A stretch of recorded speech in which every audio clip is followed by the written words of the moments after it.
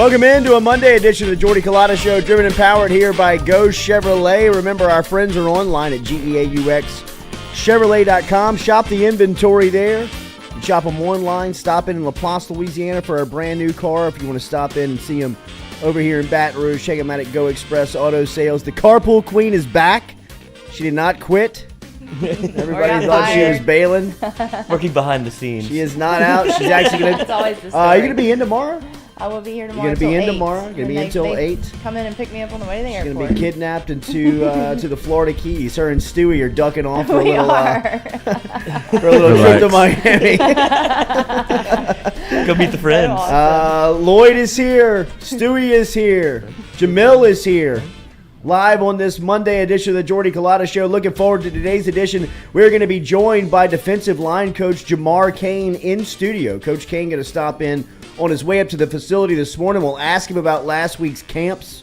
We'll ask him about this season's summer and what the expectation is for his group, and ask him about that talented defensive line unit that he is going to be coaching here in his first year at LSU. Also a connection to Jimmy Burrow. We'll ask him about it for his first collegiate coaching job. Was a graduate assistant for Coach Burrow on the Ohio staff. We'll talk to him about those days coming up here on the Jordy Culotta Show. He'll be in pretty soon. He'll be in about 7:20 this morning. Then at 8:15, we'll talk to Billy Embody. It was an enormous recruiting weekend for LSU on campus.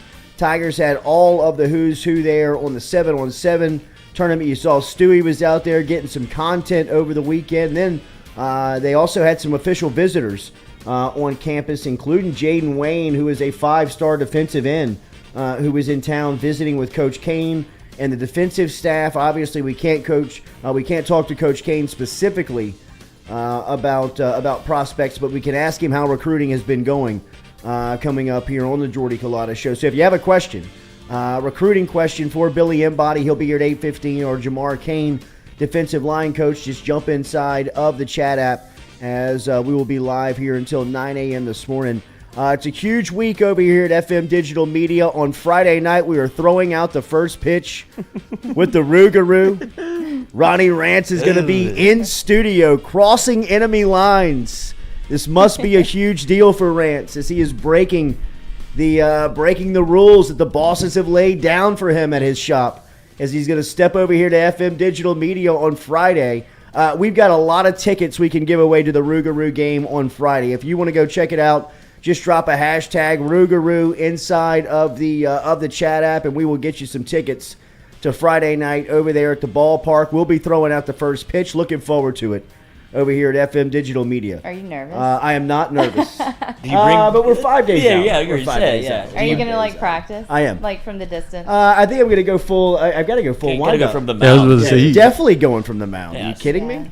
Absolutely. Fastball?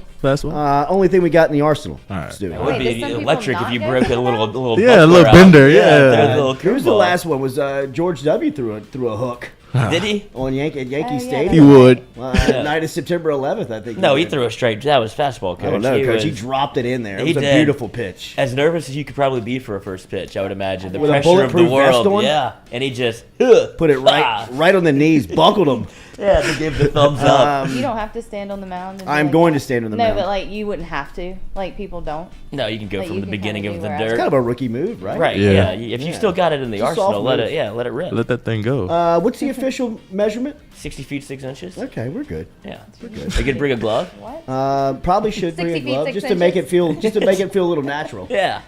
Get a little glove tap. Little glove tap, and then maybe a little. Right. Here comes the heater. Give the Just heater. gonna be like, all right, old guy. As long as I don't have to get the catcher to move, I think that's the goal. So you don't want to bounce it either. Never gonna bounce it. No. I mean, if anything, overthrow. Right? Yeah, just don't go 50. Hit the net. Don't. Please don't go 50. Are you going to shoot Take Jordy somebody Culotta out. No way. T-shirts out of a cannon? That'll be up to Ron. But Ron sounds like he's up for anything. Absolutely. At this point. It's Jackie Moon. Yes. Player manager. If you can think it, we'll do it. Yeah. You know what I mean? All right, sweet. There's a bear here. That's right. Remember, our phone line is brought to you by our friends over at Metropolitan Health Group, Real Doctors, Real Solutions, Jason Ramazan and Charlie Harvey. Every single day here, as we said, Jamar Cain will be in studio, Billy Embody, talking recruiting at 8:15 this morning. Omaha nearly set. One more regional left to figure this thing out. But Ole Miss is moving on. Ole Miss is in. A&M is in. A&M is in. Arkansas. Shout out to Nolan Kane. Congrats to you, Coach Kane, and the Aggies as they stamped their ticket to Omaha in their first season over in College Station. Everybody talking about what happened in Knoxville. One though. glaring omission from Omaha there seems to be. Tennessee left out of the Final 8. Incredible. Ben McDonald said here 2 weeks ago that he thought that Tennessee was going to Los Angeles Lakers this thing like in 2002. He didn't think they were going to win a game. I mean, lose a game. I didn't either. I thought they were going to win the whole thing. Well, I mean, after McDonald left here, I mean, how could you not? I mean, it's one of the top analysts in the sports. And he was like, oh, look, people, I'm telling you, Tennessee's one of the best teams I've ever seen. Yeah. They're gonna march all the way to Omaha. They're gonna be uncontested. They're gonna win this thing, and it's just how it's gonna work out. When McDonald said that, I was like, damn, okay, all right. I mean, I'm just gonna kind of sit back and watch this Tennessee team play. And then last week they had a little trouble in the regional. They got out of the regional, had a little trouble, but you could see the wheels Yeah, start you to can shake start a to little see bit. that, like you're not as sturdy as you think you are. And then here in the Supers, first game they lose their 4-hole hitter. Drew Gilbert gets chunked out. Should have gotten chunked Should have. for what he said why to the. didn't No, he did. He did. Oh, he He did. did. He got run. Oh, okay. But I mean, like you could hear Start throwing trash on the field. who was calling the game. Kyle Peterson. Kyle Peterson's calling the game, and even like in the moment where he didn't see what Gilbert had said, he's like, come on, Blue. He's like, everybody's going to argue balls and strikes. This is a super regional. You don't Right. want to take your best players off the field. And then they had the reverse camera angle, and they saw Gilbert's, they got to read his lips when he said he was a effing terrible. That was mother effing horrible. And Peterson's like, yeah, maybe you should throw him out of the game. You gotta go. Right? And even, like, they show Tony Vitello, and he's like, that's effing BS. And he looks at Gilbert, he's like, calm down. And they run him, he goes, who are you throwing out? Why are you throwing him out? I mean, like, everybody was... And the pitching coach comes off the bench. Yeah, he gets he run, gets run. and trash starts coming on the field. Tennessee's trashing their own field. I was like, this place is a disaster. So he's not the one that flipped off the fans. Who did that while he was running? I don't know, but and didn't get thrown no, that out? was the big guy. That was during the regionals. Yes. That was during the regionals. That was their big number 27. That big dude looks like a basketball player. But is that Coach? Yeah, it's Coach. Coach. Sweet. But Tennessee left out of the tournament. A lot of people in the SEC love to see it just because of the way they carried themselves through the season. They felt like they had the best team, but Notre Dame was able to power themselves through and win the game on Sunday and take 2 out of 3 at Tennessee in Knoxville. Crazy. That was Crazy. That was great, man. That was college sports for you. All right, when we come back here, we're going to reset real quick. Coach Jamar Cain is in studio. Lots to talk to him about. Obviously, the camps were all over the weekend. We'll ask him how recruiting's going. We'll ask him about expectation for his unit coming up here. It feels like they've got an NFL room, right? I mean, you're talking about B.J. Ojulari, Ali Gage, Jaquelin Roy, all these guys that are Mason Smith with high expectations. Coach Cain was a hell of a get for Coach Brian Kelly to add to the staff when he added him from Oklahoma. So we will ask him about what his time has been like in Baton Rouge and the expectations in year one coming up here on the Jordy Culotta Show, driven and powered by Go Chevrolet. Stick around. We'll be back here shortly with Coach Cain. I'm in.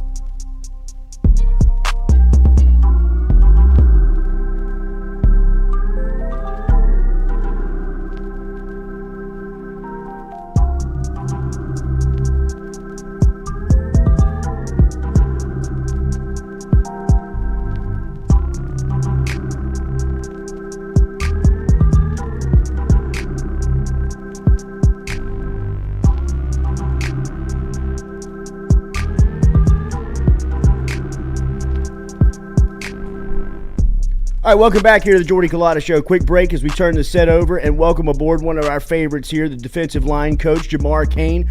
Bringing Callie Cain with him this morning, who looks like a hell of an athlete, walking in here to the FM Digital Studios. But it's great to be joined by our friend Jamar Cain here on this Monday morning. Coach, great to see you. How are you?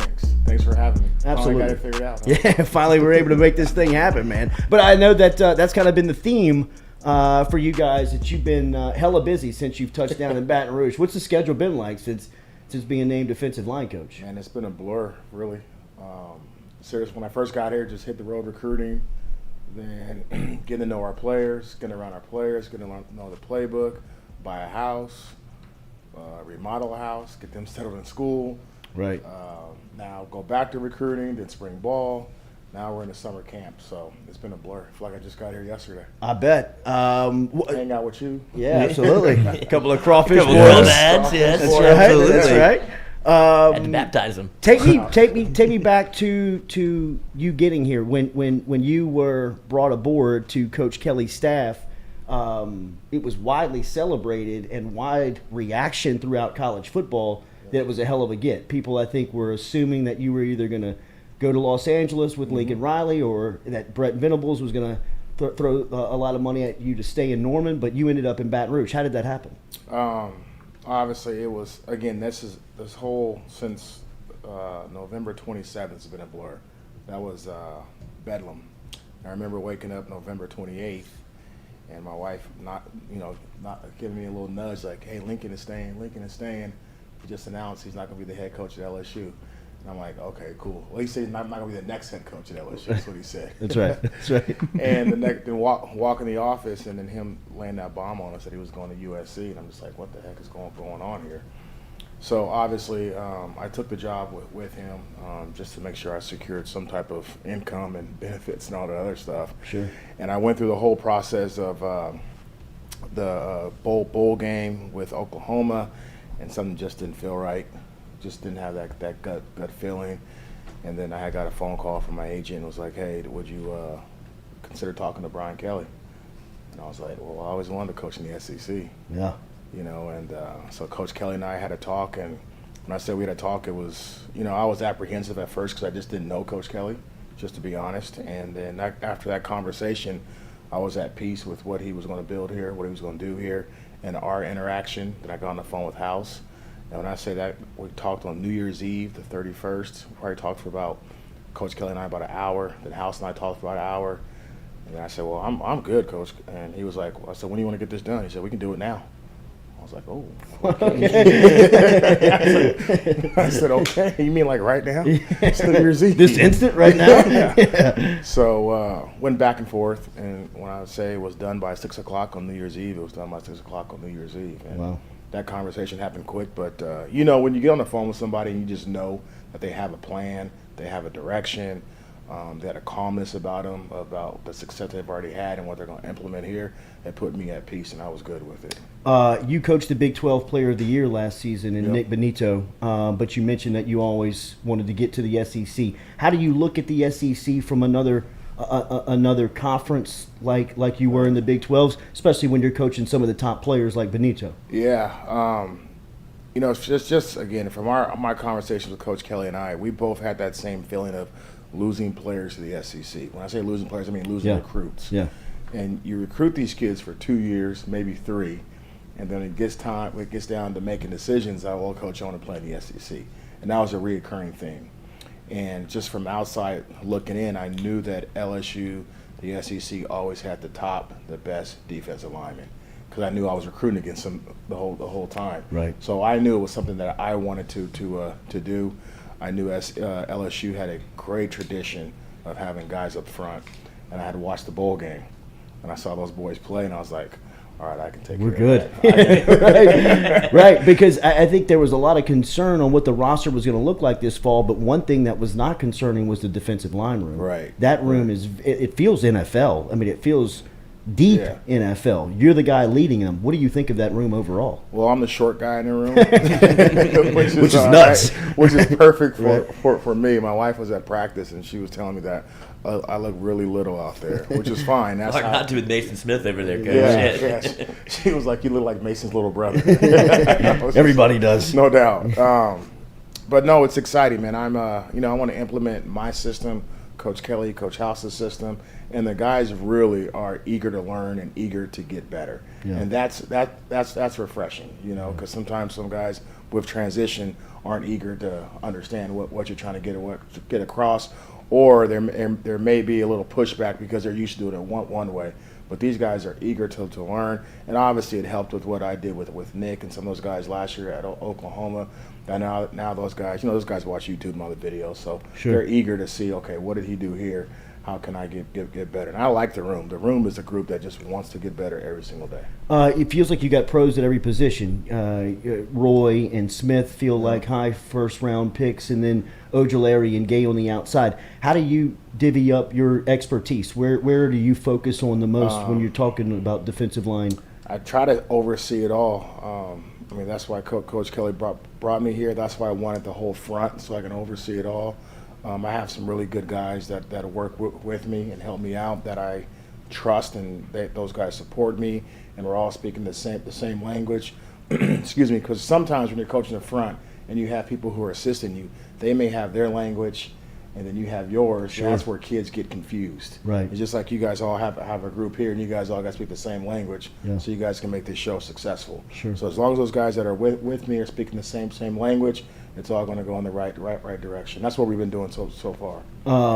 We spoke to Emory Jones last Friday, who's one of the true freshman offensive linemen coming He's a in big here. boy. He's an animal He's a coach big boy. and a hell of an athlete. And Yeah. then we were talking about a couple of defensive linemen, Quincy Wiggins and Tyjee Hill, Yeah. who came in this freshman class. Obviously, you are front-loaded with a lot of veteran talent on this defensive line. What do you think of the youngsters? I like him. Obviously, Tyjee just got here, so he's just getting into the summer conditioning part of it. Quincy's been here since January. Quincy's learning. I mean, he looks gorgeous, by the way. I know it's a little weird. I mean, that's how you sketch them. Yeah. Right? I mean, like if somebody was like, draw me a defensive lineman, you would Yeah. draw Quincy Wiggins. Yeah, he's pretty. It's like a Under Armour mannequin. I hate saying somebody's gorgeous. Yeah, but we get it because we've been saying the same thing. Yeah, he's gorgeous. But there's enough veterans in that group where they take him under his wing. So when he has a rough day at practice, or when I'm in one of my moods, there's an Ali Gay there, or there's a Mason who's always wants to be everybody's big brother. Sure. Saying, "Come on, Q, I got you." And that helps with growth. Because if you have an older group of guys that don't want to help or don't want to bring along the younger guys, they have nobody to vent to or say, "Hey, I've been here before. You're okay. Don't worry. Coach is just trying to make you better." Right. So I have a great older group that want to see that the younger guys get better. Did you get everything you wanted to out of spring practice? Did you go in obviously looking to get something accomplished, and what'd you take away from it? Yeah, I think so. The biggest thing is I want to implement my daily practices. I wanted to make sure that those guys knew when practice one came in fall camp, they knew what to expect. I did get across that I wanted to make sure that there was a sense of urgency about getting to the ball, playing with a nastiness, playing the way that I used to watch LSU football play. Because I have a vision of what LSU defensive line play should be, and I wanted to make sure I got that across to the boys. And Sure. they'll get it. They'll definitely get it. You guys just wrapped up a big week of camps. Oh man, we had 1,300 first through eighth graders. Oh, God. Little Jordan Culotta was one of them. Yes. I It know, looked I like a saw you hell of a out there. babysitting service y'all had going on I Thursday. couldn't even walk no more, man. Yeah, I was I mean, like, oh my God, these kids were, oof. So it's followed up by 7-on-7, where it felt like every big prospect in the country or in the state was in Baton Rouge, and then you had official visitors in town, which I know you had a lot of headline guys. Yeah. What is the stock you guys put as coaches into the camps, and how has recruiting been since you've been in Baton Rouge? Well, camps are huge, especially for those younger kids like your son, because those kids come to campus, and then, they come to campus as a fourth grader, fifth grader. You start falling in love with the place. Right. So then now you got stock in the community, stock into our program. So again, when that kid becomes a 10th, 11th, 12th grader, hopefully he's got a lot of SEC offers. Well, what he remembers is him at kids camp at our campus. Sure. Now he's vested now, Right. so that's huge for us. Now the 7-on-7 camps, I don't deal with any of that. Let those guys go down there and throw the ball. We had an O-line D-line camp, which I'm tired. My arms are sore. I didn't even lift no weights. I'm just out there working. So that was fun. Then you come back on Friday. So Friday morning was a 7-on-7 O-line D-line camp. Then you got Friday night, and you got some top headliners coming in. Yeah. And you better be on point. You better have some juice. So it's been a fun weekend. When you look at the state of Louisiana, Mm-hmm. how do you view your position? Because they have produced a lot of high-end talent at defensive line, but we've also seen you early on here spread your reach around the country and bring guys in as far as prospects go. How do you view recruiting as far as the personnel goes from state to national? I think there's a lot of good players here. This state has – I knew when I was at Oklahoma, we couldn't come in this state if the kid had an LSU offer. It was just something that we just knew, like, okay, he's It's a foregone conclusion he was going to LSU. Yeah, the kid may come on a visit, and he may answer my calls, text my text messages, all that other stuff, but at the end of the day, he was going to go. Mm-hmm. And it was a waste of time. In my thoughts. I don't care. I don't say anybody else say, but I just consider myself a competitive recruiter. I think the talent here is rich. They love the state. They want to be a Tiger. So we just got to make sure we do a good job of keeping them keeping them here in state. Now, when it gets to the national end, when I was at my previous school, Oklahoma, we had to spread our net. Right. So some of these kids I'm recruiting, I've been on those guys for 2-3 years now, and it was an easy process. So when I went to SC, they were coming to SC. When I came here, they were like, all right, I'm messing with Kane. Mm-hmm. So that's why you guys see that national board for me, and we're going to continue to do that. But we're going to win this state, though. So if there's a top kid in this state who wants to be a Tiger and we want him, we're going to make that thing happen. But it all starts here first. You mentioned the relationship with House and what it meant for you in the conversation on the phone. How has it been since you guys have been on the job together and working hand in hand? Yeah, it's been good. I've learned so much from him. I mean, he's coming from that NFL background. He's a smart guy. He gets on that board, and, those smart guys that start talking fast. I'm like, hold on, dude, slow down, man. Hold on, man. I'm still copying this down. A couple sequences back, if you don't mind.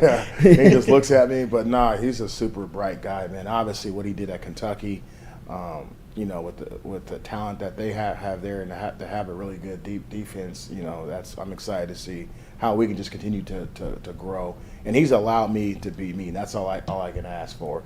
He's allowed me to do what I have to do with the front. He's leaned on me with, trying to implement my stuff with his system and mirror it together. So it's been a fun process. The word that we keep hearing about Brian Kelly since he's been in town is organization. It feels like the program has been organized since he's landed in his as one of his on-the-field coaches. What are your thoughts of working with him? Well, I'm a football guy, so when you start playing this game at 9, and today's my birthday, by the way. So, Coach, put it in the calendar. Happy birthday! I'm celebrating with you. Damn, my man. So I'm 43 today. My God. And Happy I grew birthday. up. Appreciate it. Grew up with a schedule. Okay. Grew up with we're gonna be here. This is the plan, and I need that in my life just to function. Yeah. So when I got here, it was like, oh, you and I mesh, perfect. So the schedule is there, the plan is there. Our kids understand the direction of where the program is going, and you just go around the country and you talk to other coaches, on the road recruiting. They're all excited about us, and they say, hey, once a coach gets his system in, it's going to pretty much be done for everybody. Yeah. Because they understand, like, just a little bit of discipline, a little bit of organization. It's going to be pretty good. Right now, the team is in the hands of the weight staff, the strength staff. Jake Flint. Yeah. What do you make of him in your short time in working with him? I heard a lot of good things about him in the short term. Jake has got a great group with him. The kids are buying in. He's been good. He's been awesome with me. I hate when he calls me because that means something's going wrong, but he hasn't called me much. Right. And he just takes care of business, and when things happen, he just takes care of it. And that's all you can ask from your strength staff. And you can ask for bodies to change. And between him and Dr. Frakes and all those guys down there in the weight room, you can see guys' bodies changing. Yeah. And that's all we can ask for. When we get them back, are they in shape? Are they stronger? Are they bigger? Like, I love it. Do you tell Flint what you want Mason Smith to look like, or do you tell him what you have an idea of Roy and what you want them to go like, or how does that working relationship function? Yeah, it's been good, but I use my resources within the program everywhere I've been. Those guys are their expertise at that. Got you. So when Dr. Frank says, hey, Mason and those guys, I think their air weight should be here, and this is what they need to do. And then Jake tells me, hey, I think he needs to build mass. Okay, like that's your guys' job. Like you guys don't come and tell me, hey, I think they should do this type of pass rush move. So you guys are the experts at that. You guys do your job. I assist whatever you guys need me to do. And that's how you stay on the same page. You guys also had a lot of success in the transfer portal. Yeah. How has that changed the way that you approach recruiting? Well, transfer portal's changed a lot just for high school kids too, because now the process of high school kids waiting around till November, December to make a decision now. You wait around that long, we're just gonna get a transfer kid. Right. So now the process is picked up now in the summer. So now kids are like, you'll see a lot of July commits because kids got to get it done now, because they know if they wait till the fall, then that transfer who's not happy at school X is going to go into the portal, and you may lose that scholarship there. Yeah. So even high school coaches are feeling the effect. So you go to one high school and he may have 8 to 10 Division I, between Division I and Division II players. Well, only 4 may sign now. Wow. Because those other 6 are going to transfer portal kids. So it's a trickle down effect. Junior colleges. I was a junior college kid, so you don't see those junior college big time signees anymore, because those are going to transfer portal kids. So the transfer you got, Makai Wingo, was an all-SEC freshman player at Missouri. Yeah. And comes in and feels like he's very versatile. Yeah. How do you view him? Dude, I'm telling you, you just got to make yourself valuable within the program. And Wingo did a great job of that right away. He learned all 3 positions. He can't play that jack position yet. He's just not big enough. Don't tell him that. Right. He's a trip. He talks to me about the Warriors all the time. I'm a Warriors fan, so I can hear his voice right now saying Draymond's not a good player. I'm like, dude, you're crazy. I'm a huge Draymond fan, man. It's tough to root for him right now. He doesn't really triple single. That's all he's been doing. Don't worry about it. He's He's a jail guy. orchestrating. He would take a jail guy. Yeah. That's exactly right. I want to know who the jail Who's guy got in the his shiv. room is. That's right. Yeah. Doesn't bring any value, but Lloyd, it's a jail guy. right here. There you go. Yeah. Dog. Yeah, you can spend a week, a month, a night. What do you need from me? Yeah. But when he's not here, you miss him. That's right. That's right. So you need I a can help jail you. guy. There you go. Yeah. Bring no value, but you're the jail guy. Exactly. The goon. Good to know. Know exactly where I fit in. But he came in really good. He came in and just learned all 3 positions. Yeah. Doesn't complain, just works hard, and wants to make his stamp on the program. And I'm happy with him. Like, literally, if a guy goes down and he's standing next to me, hey, you got to go play that one, and he'll know it. Right. Like, What a that's trust. Yes. Golly, that must be a breath of fresh air for you, man. And I'm like, oh, dang it, he doesn't know that. And then I was like, oh, shoot. He was paying attention to something he should have been paying attention to. Yeah. Which is cool. It feels like the SWAT team stuff and the accountability stuff has really created this inner competition between the team. They've come through here, and a lot of them. I ask them about the SWAT team, and I say, "What's your motivation?" And they all say, "Just not to finish last." Have you seen that really kind of bring the best out of everybody here early on? That goes back to Coach Kelly's system, just implementing that stuff every single day and kind of embedding that into the kids' minds, and they've all bought in. It's just, you see the SWAT teams and you see the SWAT leaders, they're getting on guys like, hey, I don't want to finish dead last, or I don't want to have to switch my group and come in earlier. So it's been fun. When I first got there, I was like, something's new, so you don't ask a bunch of questions. You just think like, oh, yeah, not fake it till I make it. I'm like, oh, yeah, I heard of that before. Yeah. I had no idea what was going on. But no, I see the kids buying into it, and Jake has done a good job with the SWAT teams, and it's been cool. Give me a good Burrows story. Oh, man. Jimmy or Joe? Baby Burrow. First of all, my career. 2005, right? Yeah. Wow. Man, First collegiate job? Jimmy started this whole thing for me. Like, that's like a dad to me. When I say that's a dad to me. And I love the guy. I can sit here and go on Jimmy stories all day. I wanted to get out of coaching because he used to rip my butt every single day. The best Jimmy story, Joey story was, I just remember having to pick him up from school. And this is in Athens, right? Yeah. Yeah. I'm thinking about Jimmy yelling at me right now. So I can't think of a Joey story. I'm thinking of Jimmy yelling at me right now. But no, I think probably the best ones, we just got done playing a game on a Saturday, and I'm upstairs breaking a game down, and Jimmy comes upstairs and goes, hey, Joey's playing in the stadium. I need you to film the game. And I'm like, Coach, I got to break this game down. I got to do all this stuff for your guys meeting at 6. And he used his little words that he always does. So I had to go upstairs, film it from the aerial shot. And Joey's just killing these little kids. He's playing quarterback.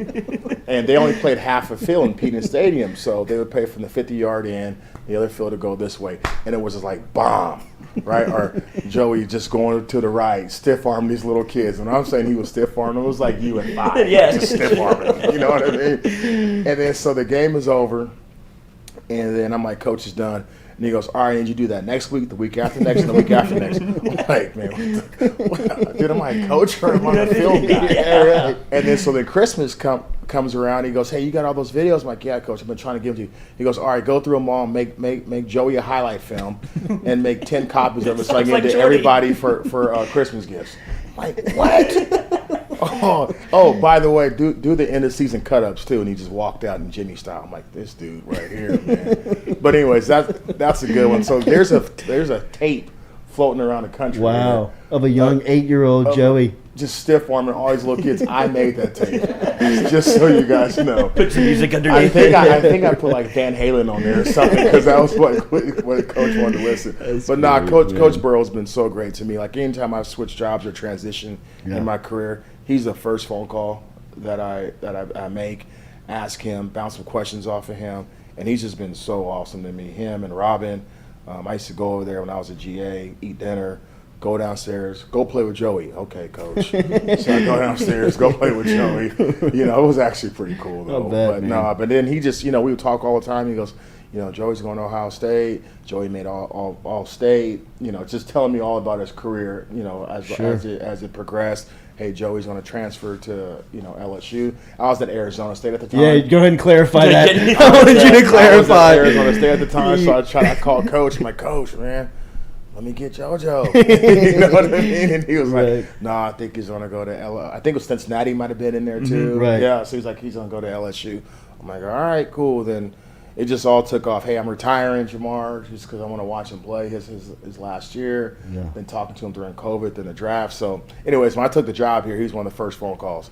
And he sent me, videos of the videos, and like he still uses Facebook, so he's like screenshotting Facebook stuff and like sending it to me, So it's been awesome. You were also at Arizona State the day that Joey lit up the Sooners. Just for clarity, you were not on the sideline that day for Oklahoma. What was your viewpoint as somebody in college football of LSU that season of Joey, really, because of the relationship that you had with him? Man, he was unstoppable. And we watched every single game. My wife and I, we watched damn near every single game. And we, I would text Coach throughout the games. He's texting me back, "Hey, Joey's out here killing these kids." You know what I mean? It was awesome. But no, that was an unstoppable team. They had weapons everywhere. I mean, obviously they had a great defense too, but I mean, just Washington was like game 2 or 3, you knew they were going to win the national championship unless something crazy happened. You could just tell.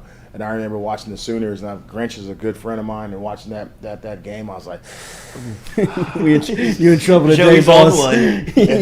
Might not want to single up Justin Jefferson anymore. And then 2 weeks later, Grinch calling me, telling me, "Hey, do you want to come to Dallas and interview for this job?"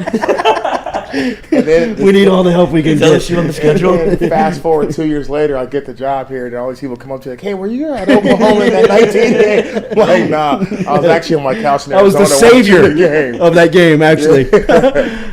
These fans here will let me know. Hey, were you sure you weren't there? I'm like, dude, read my bio. I was not there. I just looked it up. Arizona State staff. Yes. LSU has to have a certain feeling to it within the coaching industry, though, when you look at the success, 3 coaches, 3 national champions, 20 years, the 19 season. How does the coaching fraternity, you being one of the headliners on the defensive line of that fraternity, look at the LSU job? Man, everybody that I've seen on the road or guys that I talked to in the community have just told me, like, dude, you got a great job. Mm-hmm. You're going to be okay. Right. Or I tell them, hey, people weren't happy that I left USC, and they go, "Oh, you'll be all right. You're laid on your feet. You'll be, you landed okay." Yeah. You know what I mean? So, it's kind of that coveted job that everybody, especially to be the D-line coach. Sure. It's one of those coveted jobs around the country. It's like, it's been a dream for me. Like, I'm living my dream as a young coach. I would have never thought that I'd be sitting here as a D-line coach at LSU. or the D-line coach at either, even to have blue bloods fight over me to get me to come here, like to have me go from USC to LSU within a month. Like, that's crazy to even think that, you know, and to start off from a junior college coach to a high school coach to be sitting here with you guys, I'm just living my dream. I'm just a kid who used to draw up plays in math class because I didn't want to do geometry. And now I'm sitting here coaching at LSU with some of the best players in the country, some of the best resources. Like, hell, I ain't got no complaints, man. Hell yeah. You know what I mean? Hell like, yeah. I'm eating crawfish with y'all and not understanding what anybody in this state is saying. You know what I mean? Just nod your head, yeah. Go Tigers. Yeah, I'm just a Cali boy out here living my dream. You know what I mean? Man. And shoot, I still walk around with my Chuck Taylors on and just bringing that California flavor here, and I'm living my dream, dude. Because everybody tells me, like, dude, you're the D-line coach at LSU. You're the D-line coach at LSU. Like, my brother's like, send me a hoodie. I'm like, bro, it's 110 in Cali. What you want to do, walk around with an LSU hoodie? Right. Or everybody texting me talking about, hey, I'm coming to the Bama game, I'm coming to this game, I'm coming to that game. I'm like, bro, I don't have that many tickets. So I don't know how y'all going to get here, how you going to get into the game. So, nah, it's good, man. I'm chilling. That is awesome, man. Easy to pull for. Happy birthday. Welcome home, bro. Man. Welcome home. Does it feel Baton Rouge feeling like sort of settle in? These damn potholes, man. If That's a whole different story. I'm a busted tire. Nah, it's been Traffic cry. We can go on, but it's been good. I'm trying to navigate around the town. I'm realizing that, like, in California, 20 minutes means you're on a freeway and you got to go 7 miles. Here, 20 minutes means you got to go 2 miles. Stoplight. And you're still going. So I'm trying to figure that, navigate that. The freeway system's a little bit different to me, but we're good. My wife's just zooming around town. The kids are happy. So it's good. Right, Cal? Yes. She's good. Trying to get her on the show. Absolutely. We're going to get her in here. We'll take a birthday picture and put it on social media for Coach Jamar Cain, man. It's great to see you. Man, thanks for having me, man. I appreciate you guys. Absolutely. And I heard your little comment, too, to my man. He could put him down. Can't swallow his I head. heard you glaze over that, too. I'm like, oh, this dude, right? Compliance might be listening, for God's sakes. Ain't put my business in the streets, man. It's been awesome, man. We've had a couple of crawfish boils. That's right. You know who the Italian one is. Right. We had a couple of crawfish boils and Coach Cain come through here, man. And first time with crawfish and meeting him and his wife, and now his family, Callie and the crew, man. Welcome down to Baton Rouge, Louisiana. It is great to have you representing the flagship university, and it's good to talk to you this morning. Nah, I appreciate it, man. We got to do it again anytime. We will. Happy birthday to you. You were the first guy I followed when I got here because I don't know, it just came up on my little deal. I'm like, oh, that's a cool backdrop, man. That dude is cool. Jamar Cain, bro, one of us. We'll be back. More of the Jordy Culotta Show, driven and powered by Go Chevrolet.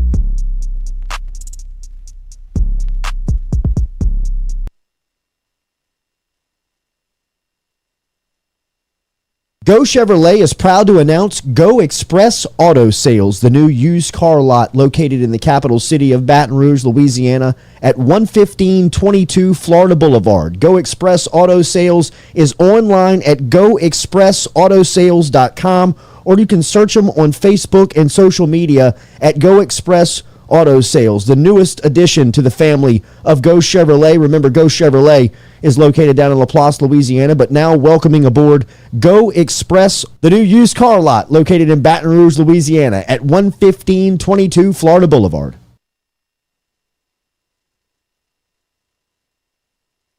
True Blue Water, true hydration at its finest. Right now, you're only a few minutes away from getting your 5-gallon water delivered to you, just like we are over here at the UDL. All you got to do is log on to truebluewater.com. That's TRU, bluewater.com. The website's fantastic over at truebluewater.com. You can get your service and find out how quick it is. You can schedule a delivery, even hop on the billing system right there at truebluewater.com. TRU, bluewater.com.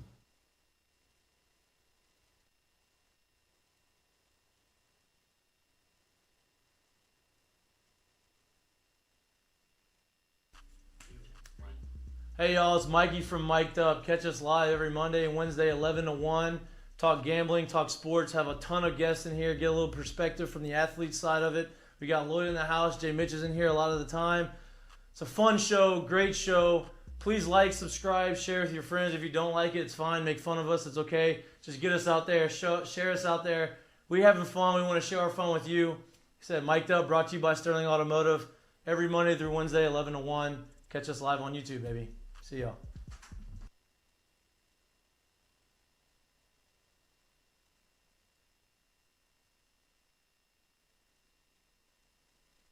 The Jordy Culotta Show is brought to you by A-Bears Lawn Maintenance. Commercial or residential, A-Bears Lawn Maintenance is ready to work.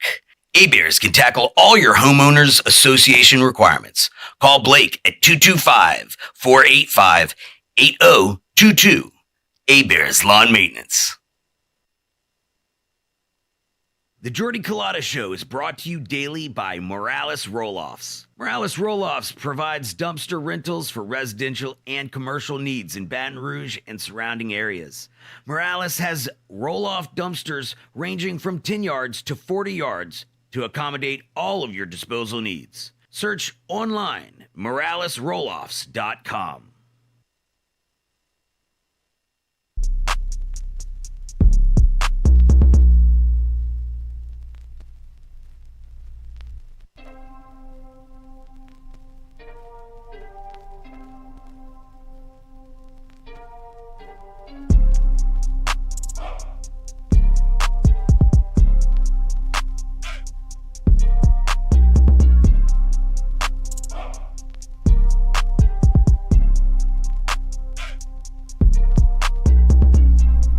All right, welcome back here to the Jordy Culotta Show, driven and powered by Ghost Chevrolet. Shout out to Coach defensive line coach for LSU, Coach Jamar Cain, for stopping in here this morning, giving us the latest on recruiting, camp season, what it's like going into the first off season here as the Tigers defensive line coach. What a guy. That stop brought to you by. That was brought to you by Dead Soxy. Father's Day's almost upon us, y'all. Do y'all know what it is?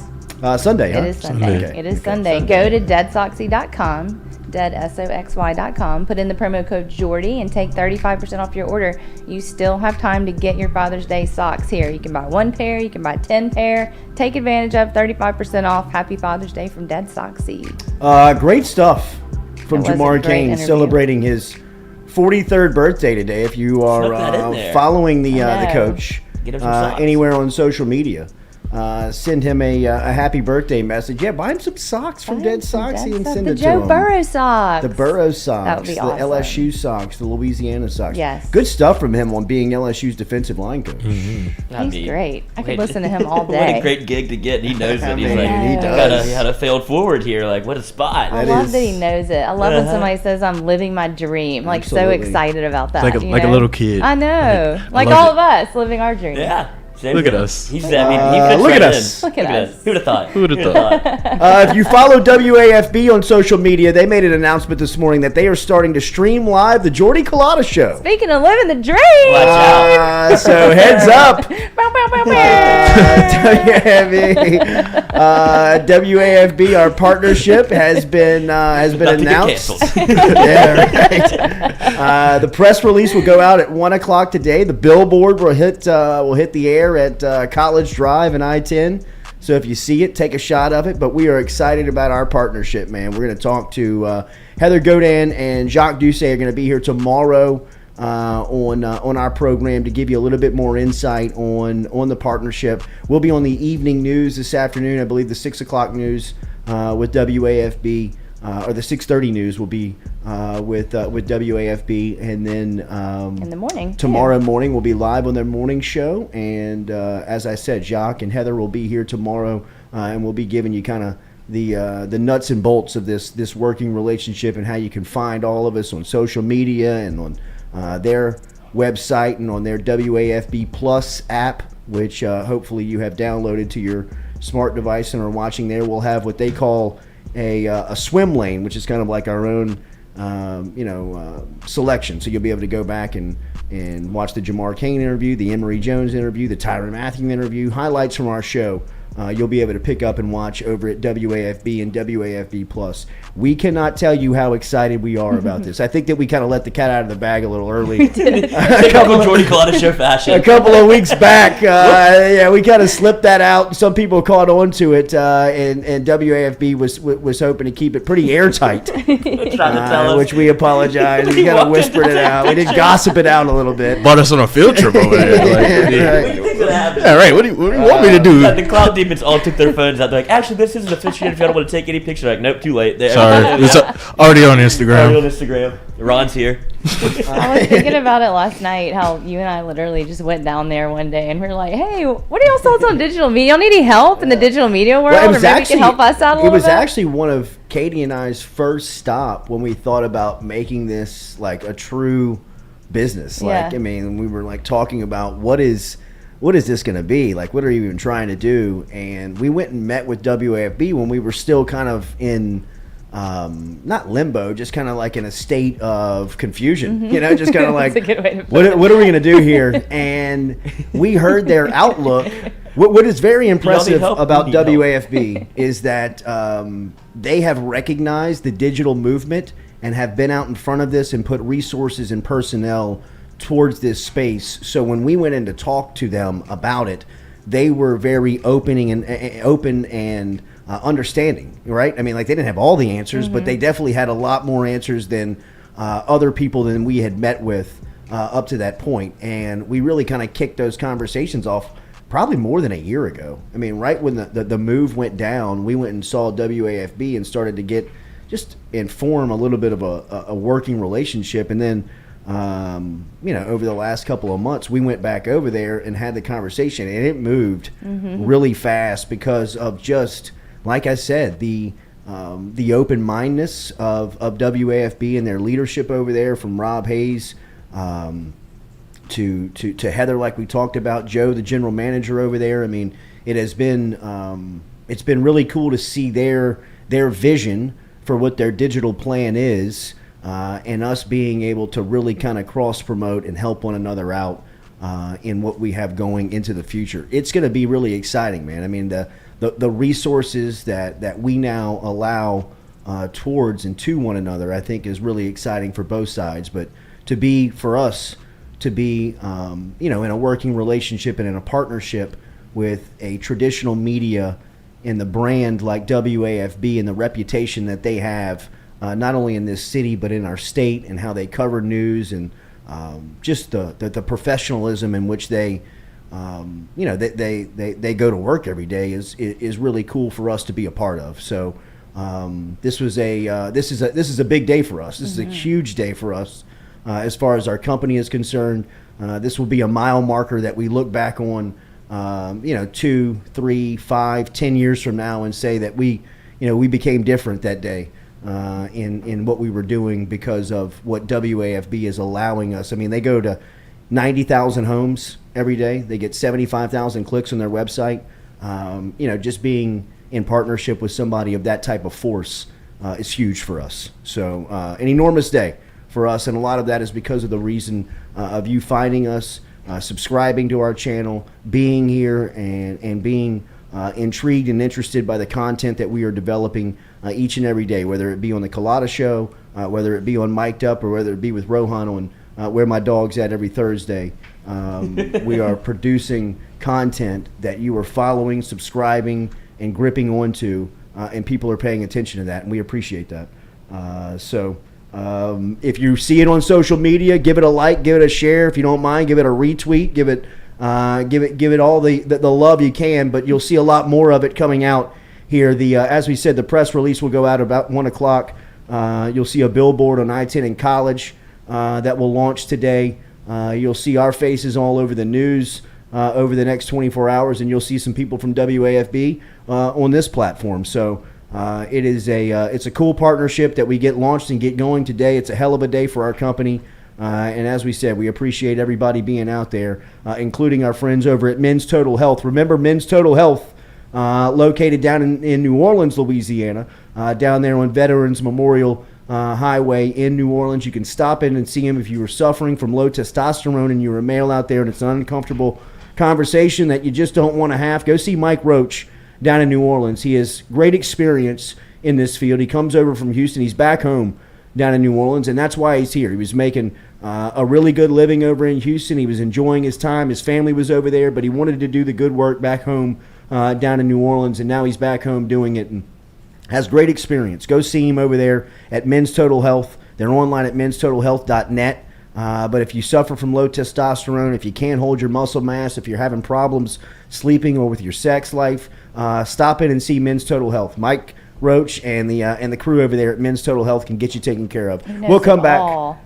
He knows everything. He And I does. got to watch Jordy get a shot in his booty when I was Oh, there. nice. And learned about the women's total health options that I want to start promoting. I'm begging them. Please let me promote it.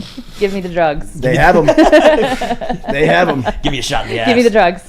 Go see them over at Men's Total Health. menstotalhealth.net is where you can find them online and stop in and see them. All right, when we come back, we'll have the second hour for you. We're going to talk recruiting. Billy Embody's going to be here. Looking forward to our conversation with Bill as he'll wrap up that 7-on-7 tournament and what the official visiting list looked like. Jamar Cain, as he was talking about spreading his wings out and recruiting from a national standpoint, one of those guys is Jaden Wayne, who is a five-star defensive end from out west. He was officially in Baton Rouge over the weekend. How did that go? We will talk to Billy Embody about that coming up at 8:15 this morning. If you have a recruiting-specific question and you're looking for recruiting information, make sure and check out Billy Embody's work over at On3.com. On3.com is where you can find him, and we'll talk to him more coming up here at 8:15 this morning.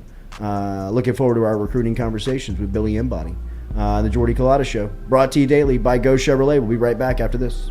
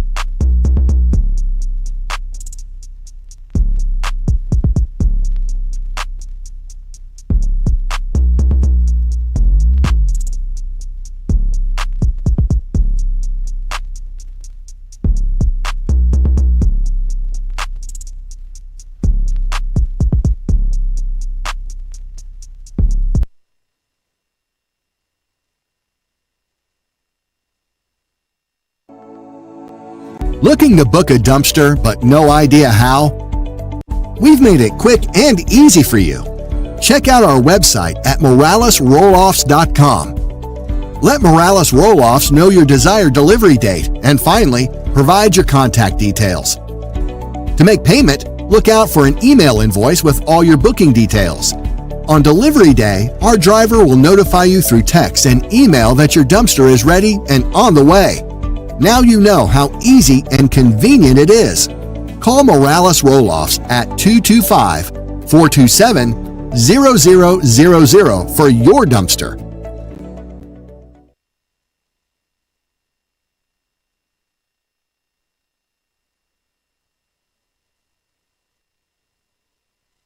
Do you have questions about your finances? Are you looking for recommendations from a skilled financial advisor? Get in touch with our friend Daniel Newman over at Edward Jones. You can find him easily by logging online and shooting him an email at daniel.newman@edwardjones.com. That is daniel.newman@edwardjones.com. Whether it is help with your 401k or just fiscal advice heading into the new season, get in touch with Daniel today. Best way to do it? Email him, daniel.newman@edwardjones.com. He's our experienced financial advisor. Let him be yours, daniel.newman@edwardjones.com.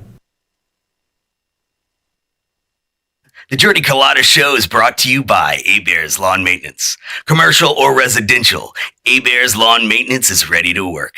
A-Bears can tackle all your homeowners association requirements. Call Blake at 225-485-8022. A-Bears Lawn Maintenance.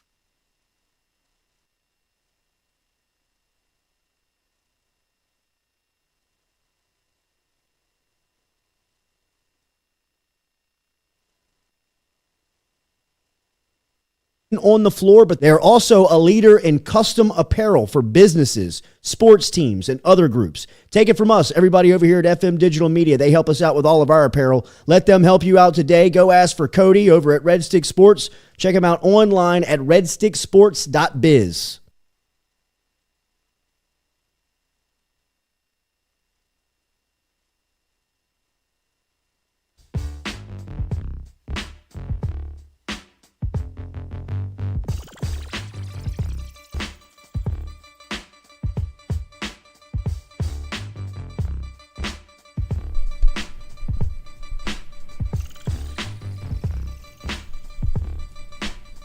All right, welcome back here to the Jordy Culotta Show, driven and powered by Go Chevrolet here on this Monday. Make sure you hit that like button, share button, comment button, if you don't mind, as we appreciate your interaction every single day here. Hour 2, as we said, will be joined by Billy Embody.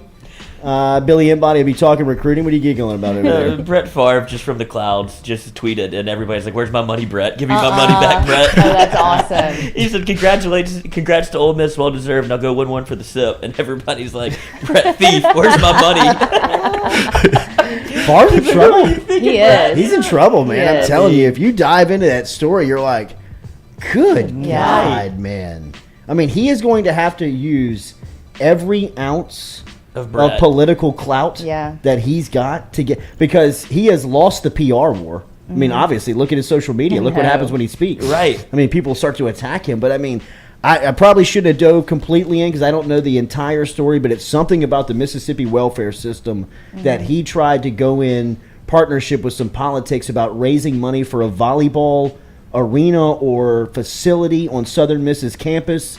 It has been smoked out, and Favre is like sitting in the middle of the whole story, holding the bag. It's so bad. I mean, like, All people are talking politicians, about. like there are some politicians that are like going to do hard time. Yeah. like Yeah, there are people that it's are bad. going to jail for a while over this thing. Now, I don't think that Favre sees the penitentiary just because He's Brett Favre. only because he's Brett Favre, but I mean, he's in trouble. Yeah, you know what I he's mean, in like it. And then he's in trouble. And the fact that like everybody knows it, like, Right. Like Yeah. Brett, Right. it's kind of like a joke. Like everybody's like making fun of you, Brett. And I think it's just funny that it's happening to him because he doesn't know how social media works. Like we saw the last time he was on his phone, Yeah, right. and he was like, "Oh shit, Go Eagles! yeah, Brett, what are you doing, dude?" Just his lawyer has to be like, "Dude, just lay low, Yeah, Just stop, lay low, Brett." stop. I feel like Right. he invented like the dick pic. He did. Like he Right. was one of the first ones Yeah. to get caught. Yeah. Jen Selter Yeah.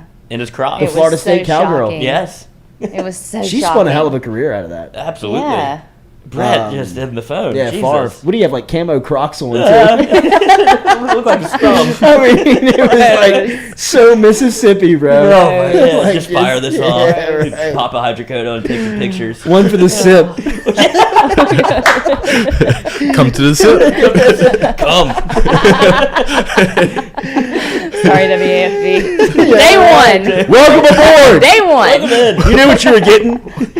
You thought the show was going to Can't change. get that contract back now. All right, remember, daily we are brought to you by Cajun Ready Mix Concrete, online at CajunRMC.com. Get in touch with our friends over at Cajun Ready Mix Concrete. No matter the size of the project, if it's a residential contract, if it is residential, if it is industrial, municipal, get in touch with Cajun Ready Mix Concrete. They can help you out. CajunRMC.com. CajunRMC.com. Online is where you can find them, or 372-5060 is the phone number. 225 area code 372-5060 is how you get in touch with them. Really appreciate Coach Jamar Cain stopping by here, man. That was good stuff. He was great. Looking forward to talking a little recruiting with Billy Embody here. But the regionals, super regionals, are over here, and not all of them. Which ones do we what's have left?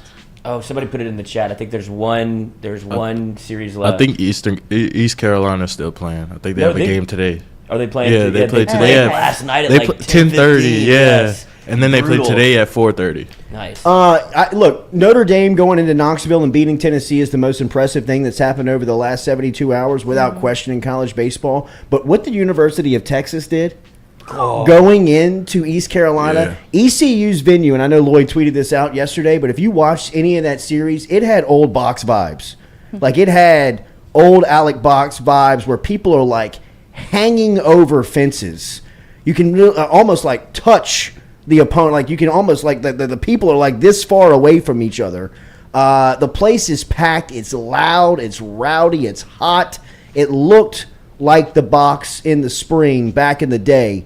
Is it a big stadium? No, Okay. that's what I'm talking about. It's awesome. Everybody's on top of it's you. It is. Is it like Southern Miss size stadium or smaller? Probably smaller. Than that? It's Really? probably smaller than that. And everybody's probably smaller. Yeah, than look, that. and they have real grass and dirt. It's a great, Yeah. it's baseball. It's a baseball Imagine field. that. Imagine having grass and dirt on the field. It's unbelievable. It's a different sport when you play it on turf. But having those people, and it's not like a contentious environment. Everybody's just having a good time. Like they're throwing drinks in the air. They're high-fiving. When Texas lost that ball over the center fielder, knocked the ball out of bounds, essentially caused a home run, running into the left fielder, the place exploded. I was like, I want to go. Yeah. Like they maybe want to be there. Texas's head coach was complaining Yeah. last week about having to go there. It was this place is it's Rocket. truly unfair. Yes. It is a home field advantage.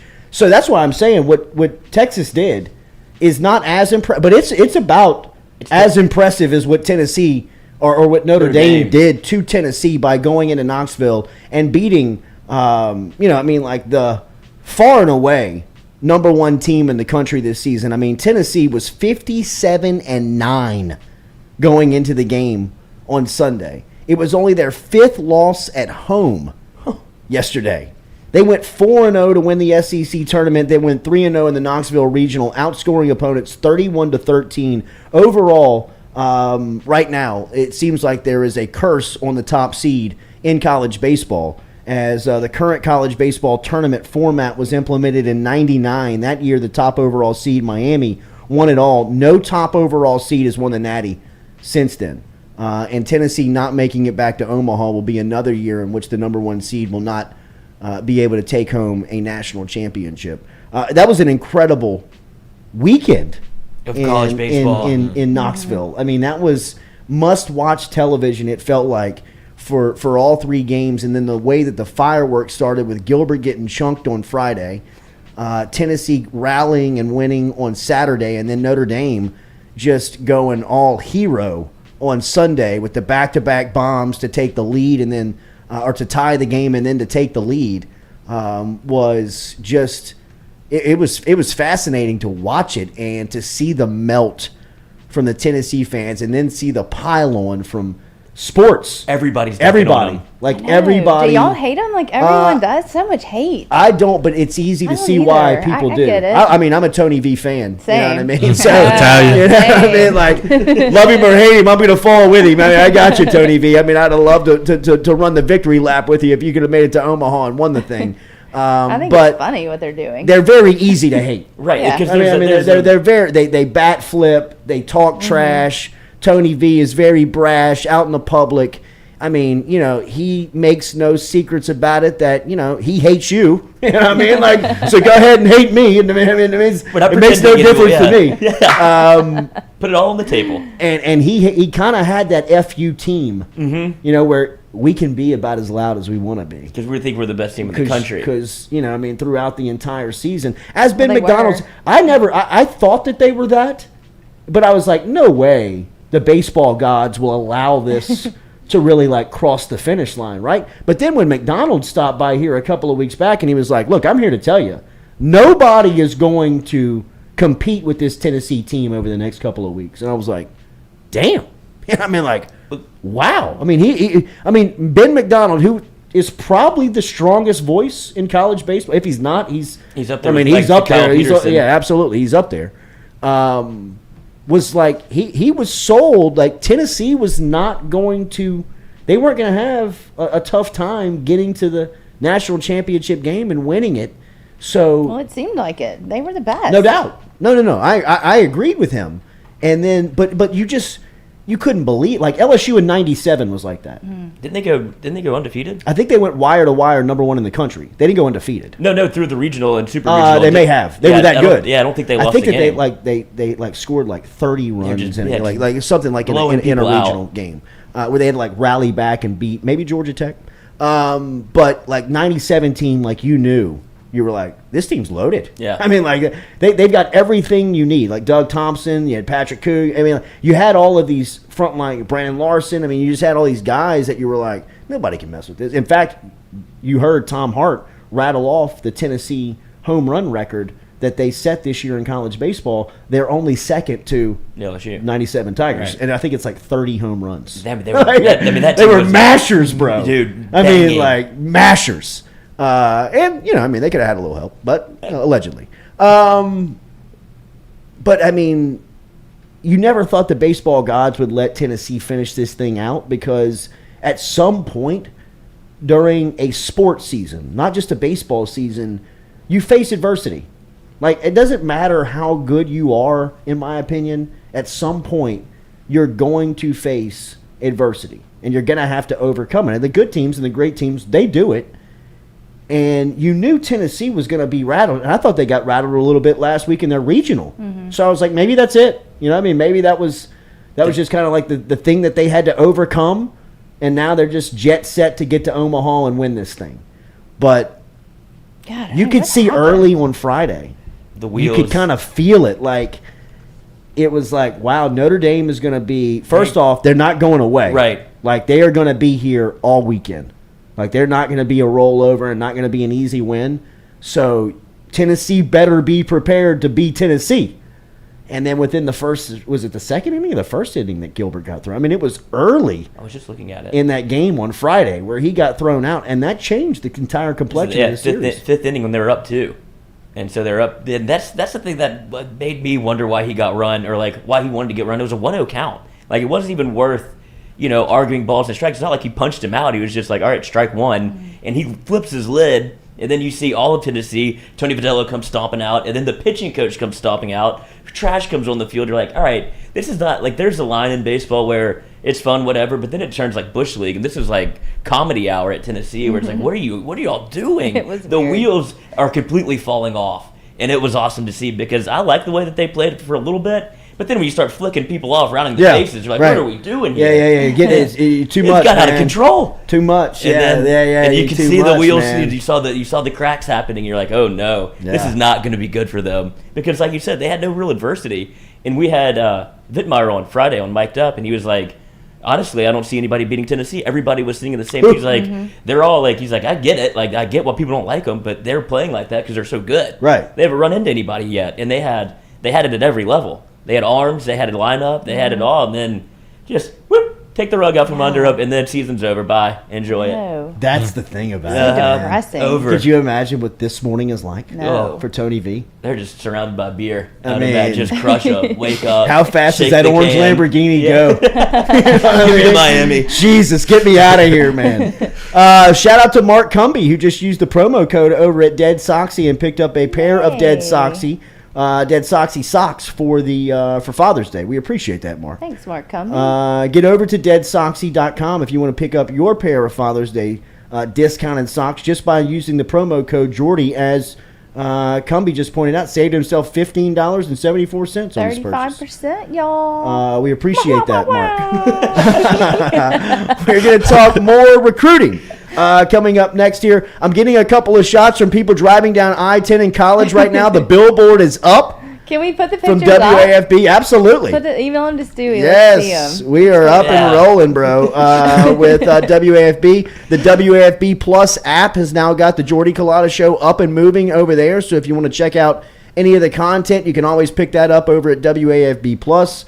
It's all happening. It is happening right now. We will be back with Billy Embody talking recruiting here on the Jordy Culotta Show, driven and powered by Go Chevrolet.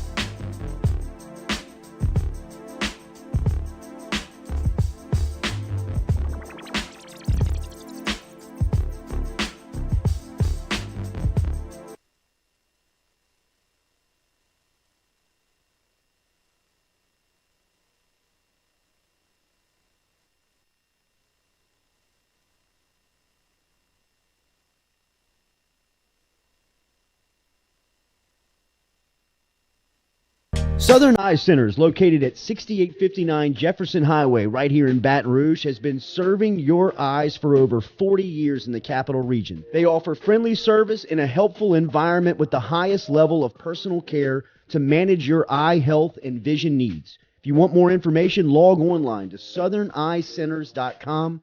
That is southernneyecenters.com. Stop in and check out their beautiful office located on Jefferson Highway, right here in the capital city. And remember, each time you walk in there and you mention the Jordy Culotta Show, Dr. Ann Shaw and Southern Eye Centers will take 25% off of their fantastic selection of sunglasses. All you got to do is mention the Jordy Culotta Show. Check them out.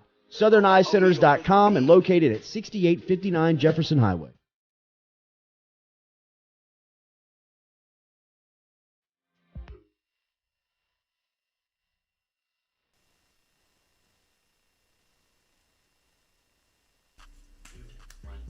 Hey y'all, it's Mikey from Mic'd Up. Catch us live every Monday and Wednesday, 11 to 1. Talk gambling, talk sports, have a ton of guests in here, get a little perspective from the athlete side of it. We got Lloyd in the house, Jay Mitch is in here a lot of the time. It's a fun show, great show. Please like, subscribe, share with your friends. If you don't like it, it's fine. Make fun of us, it's okay. Just get us out there, share us out there. We're having fun, we want to share our fun with you. Like I said, Mic'd Up, brought to you by Sterling Automotive.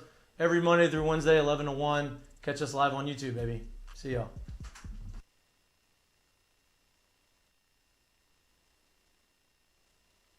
Go Chevrolet is proud to announce Go Express Auto Sales, the new used car lot located in the capital city of Baton Rouge, Louisiana at 11522 Florida Boulevard. Go Express Auto Sales is online at goexpressautosales.com, or you can search them on Facebook and social media at Go Express Auto Sales, the newest addition to the family of Go Chevrolet. Remember, Go Chevrolet is located down in Laplace, Louisiana, but now welcoming aboard Go Express, the new used car lot located in Baton Rouge, Louisiana at 11522 Florida Boulevard.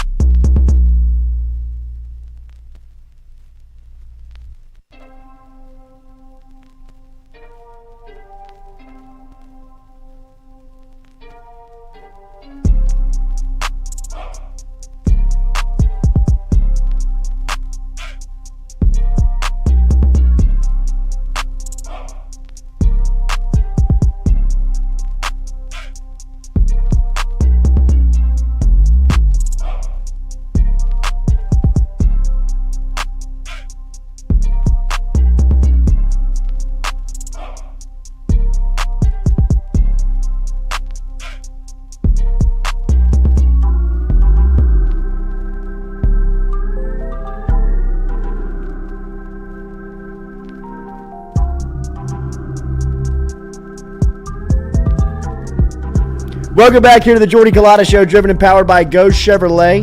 Shout out to our crew over at Relief Med. Remember, you can use our promo code over there, Jordy1, Jord1, to save yourself 20% on your initial visit for medical marijuana, which is now legalized in the state of Louisiana. Check them out over at leafmed.com. Check out, just click the link. Get relief now. Yesterday.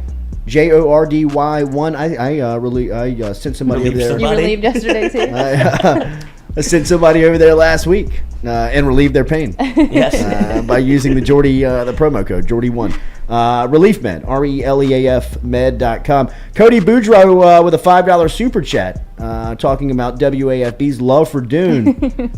Cody. Dude, what a callback. Brings back the Dune for the WFB. It's perfect timing.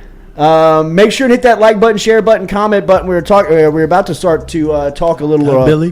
recruiting here with the GOAT, the one who popped our cherry here on the Jordy Culotta Show with video calls, and since then it has been a huge success. We bring back on Billy Embody from On3. Remember, if you're getting your recruiting information, make sure to check out the newest kid on the block, On3.com, On3.com. We talked to Sammy Speegs a couple of weeks ago. He's in the he's another one covering recruiting for On3, and then Billy Embody is about as good as they get in covering. Give me He just came in, went out. Okay. I think he's having some some landscape issues. Okay. Oh, either way, you want to go portrait or landscape? No. Either way, hot dog. See if he's got that. See if he's got a fresh shave here on a Monday no, morning. he's got a little Bearded see, I like Billy. the- I like the Okay, scrub little on summer Billy. look for Billy. Yeah. Already cut that cake. She said, "I do." No more fresh face shaving. I like it. Yeah, to meet the real Billy. Billy, Jim's good up. morning. How are you, buddy? I'm doing well, guys. How about you? Hell yeah. We're doing good, Bill. Huge recruiting weekend for LSU. Let's talk about all of it. Jamar Cain was just in a couple of minutes ago, and he was talking about going from camps to official visitors. He had a huge five-star official visitor in town who's back in Baton Rouge, and Jaden Wayne from the West Coast. Where does LSU stand with him? How has Jamar Cain, in your opinion, recruited in the short time that he has been on the job? So Jamar Cain's been one of the most impressive guys as far as getting guys in across the country that he's prioritized from the get-go and keeping LSU right in the mix. And Jaden Wayne is one of those examples. I mean, he's going to be a prospect that I think could go multiple different ways. I mean, he could stay out west and play at Oregon. A lot of people think he ends up at Oregon. Alabama and Georgia have been right there for him. And all these programs, including LSU, have had him on campus multiple times. I think LSU's in the mix for him. I do think he's going to be one of those guys that probably ends up elsewhere, though, from what I'm hearing. I do think they made headway with another impressive visitor in that group for Jamar Cain, though, in Josh Mickens and Darren Reed, two guys that are right on the cusp of five-star status for On3, and two of the best players in the country at their positions. Those two guys were also in town, and I do think they made some headway with them in particular. But Jaden Wayne is somebody I think right now probably ends up elsewhere. But he came away impressed, and if he's going to LSU, he's playing it really coy with me because all he talked about was the food. You bring up Josh Mickens. Mickens is from the Midwest. He's in Indianapolis, out of Indiana. But he's got Louisiana ties, correct? Yeah, actually, his mom, and he's had kind of a tough year, a very tough year. He lost his father in January, and so I think that kind of has changed the way he's handled his process, and he's had to take a lot of time and focus on his family, which is what you would expect, and it's just kind of I think changed the way everything was going to go for him overall, and so. One thing is that his mom could potentially follow him or obviously want to be a part of a lot of his time in college, trying to spend time with him and watch him play games. And so his mom does have a few friends here in Louisiana that are nearby that could, really kind of help just make it feel more at home for him. But I talked with Josh yesterday, and he said it was amazing. He loved it. And the people really made the place, stand out to him. So sounds like he's going to take his process out. He has a lot of family ties in North Carolina as well. They've been considered the favorite for a while, but LSU, their staff with Brian Polian and Brian Kelly, you factor in Jamar Cain, but Polian and Kelly have been recruiting him since their days at Notre Dame, and so maybe those relationships, along with some of the ties down here in Louisiana, help it just kind of come together for them. I don't think Zachary was there. Billy, on Friday, LSU had a 7-on-7 tournament on campus. It seemed like everybody who was everybody was there, everybody who was anybody. I don't know if Holstein was there, but I know Ricky Collins and Arch Manning was there. Did LSU take advantage? Did they maximize as many prospects being on campus as they had on Friday of being able to cover all the ground? Yeah, absolutely. The great thing that I think this staff has done is, despite the camps having to be usually right around the time that official visits would start, they've stacked the Friday part of the official visits with academic tours, getting honestly a late start to the day. They let the guys sleep in, let their families sleep in. They're actually allowed to fly pretty much everybody in on Thursday night, let them sleep in Baton Rouge, not have to worry about getting in and starting a visit right away. And then they go into academic tours, they do some photo shoots, and then they have dinner. And by that point, the staff's all done with camp, and so that allowed Brian Kelly and his staff really to get out and watch camp. They had the offensive lineman, defensive lineman camp as well that day. A lot of the skill guys come and work out with their coaches and do the 7-on-7. But Brian Kelly, Joe Sloan, they were watching Arch Manning and Ricky Collins and watched numerous other prospects. Matt House was rolling around the golf cart with his kids, so it was pretty. It looked like they were around a lot and got to evaluate. Robert Steeples watched a lot of Jordan Matthews, who one of the top prospects in Baton Rouge and the state of Louisiana, and he added an offer from LSU, and they're now right in the mix. I think they definitely took advantage of it and really, I think, made it a good atmosphere for the guys to compete in, and until the Lightning rolled in, Friday afternoon. How do you see last week this camp circuit going into LSU starting to stack any players? Do you see this moving towards any commitments? And if so, who do you see that could pop first?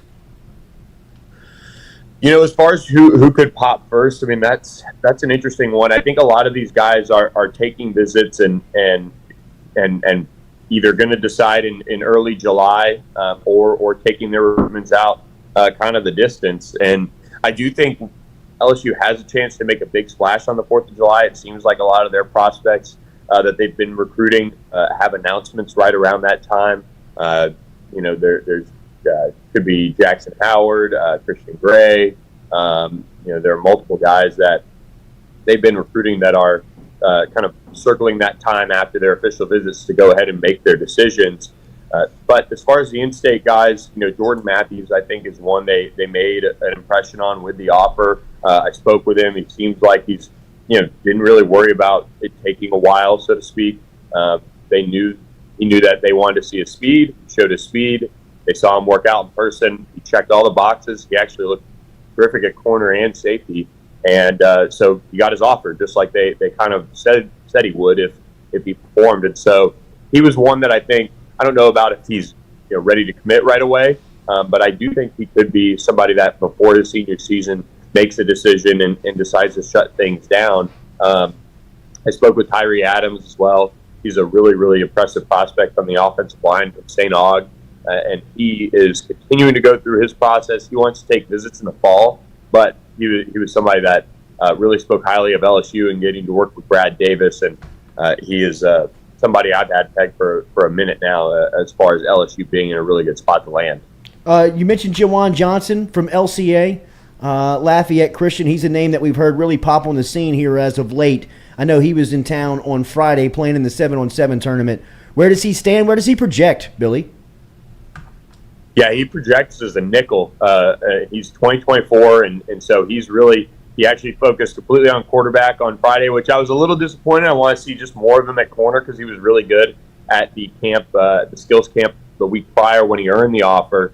But he was throwing some dimes for LCA. Honestly, kind of reminded me of watching John Trey Kirkland in high school. Just the way he projects was not necessarily at quarterback, but he was still able to make some really impressive throws, and honestly was right there with Ricky Collins, kind of behind in that next tier behind how Arch Manning performed at the 7-on-7 tournament with his just ability to make plays. I mean, he was really, really good at quarterback. But yeah, they see him at nickel, and he's got that quick twitch. He's got that speed. I think he's a prospect that could end up being honestly as good as a Kerry Vincent. I mean, I really do. I think he's really, really impressive with his ability to break on the ball, and he's just now starting to play corner. So as he gets to play some more of it in camps, and maybe he sees a little bit of time on the field for LCA at that position, he'll be able to get more comfortable and just look even better. Anything to report on Arch Manning? I know he was in town on Friday. He went to Tuscaloosa over the weekend. Was Brian Kelly, Brian Poley, and Frank Wilson any of them had a chance to relationship create on Friday? Yeah, I mean, the one thing about Arch, and from what I picked up, is look, they know it's a circus. I mean, it is as best as the family has tried to kind of keep it low key. They know everybody's attention is on Arch and his recruitment and what is he going to do? Where is he going to visit? Where is he going to go? And so I think the staff did a good job. And I watched a ton of Arch and a ton of Newman just to even watch Will Randall and Ty Donaldson over there as well. And, they were consistent in watching him. Joe Sloan was either watching him or watching Ricky Collins, and popped around to a couple other games, but he was pretty much there all day between those two quarterbacks, bouncing back and forth. And if he wasn't there, Brian Polian was there. Garrett Nussmeier watched a lot of Arch Manning. Walker Howard did. I saw him after he got done with some tutoring earlier in the day. So they really had a good presence around watching Arch Manning, and they had a few staffers as well. Mike Denbrock was, of course, getting some time to watch him. So I think they paid attention to him a lot. I still get the sense he's not going to end up at LSU, but I know that they talk with him all the time. They're still recruiting him really hard.